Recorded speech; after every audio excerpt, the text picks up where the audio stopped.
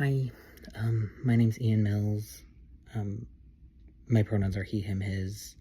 I know this is supposed to be informal, but I have to read it so that I remember to answer all the questions. I hope to have some fun with this course. Gender and social studies tend to be something I enjoy learning about. I tend to be pretty good at the subjects, as far as like academics wise.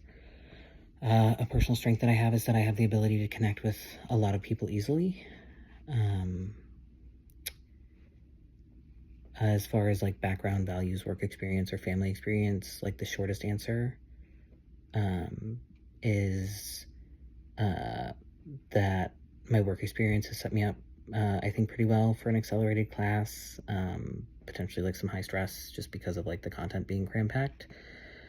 I work as a 911 EMS dispatch center, as a call taker, used to the fast-paced, fast environment, usually having to squeeze a lot of information and things into short time frames. I find once my brain gets going, it's best to just keep it going. Something interesting is that I have 4 dogs and 2 cats and 2 kiddos at home. My girls like to say that we have 10 living beings in our house. As far as the 3 questions about gender, I wouldn't say I'm typical for my gender identity. I am a trans man, so internally I have a bit of struggle with being manly enough, which I can usually check myself with literally, what are you talking about? What does that even mean? You don't believe in that concept. In terms of gender roles themselves, I'm the one at home who does most of the cooking and cleaning. I enjoy sewing and crafting. I'm starting to learn woodworking and do most of the home and auto repair, so I feel like gender role wise in the traditional sense, I'm pretty balanced and don't really fall into one category or the other. I just go with what interests me. If I was a different gender than I am, I think I wouldn't be able to view life through the same lens that I do.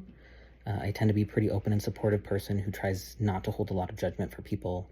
I think if I didn't have the gender experience I did have, that ultimately it would be a lot easier to not be an ally to those in difficult places, both socially and emotionally. The first thing that comes to mind about feminism is like the 1970s movement. For some reason, it is in my head like throughout my childhood, having talks with people in my life about that experience. So that's just what first pops in. And I am a feminist because I believe that there are discrepancies in gender throughout our societies and feel that it's our job to evaluate and address them and ultimately make things fair, whatever that may look like. And normally I would just say I am a feminist because why wouldn't I be? But I feel like that answers the question better. Okay, bye.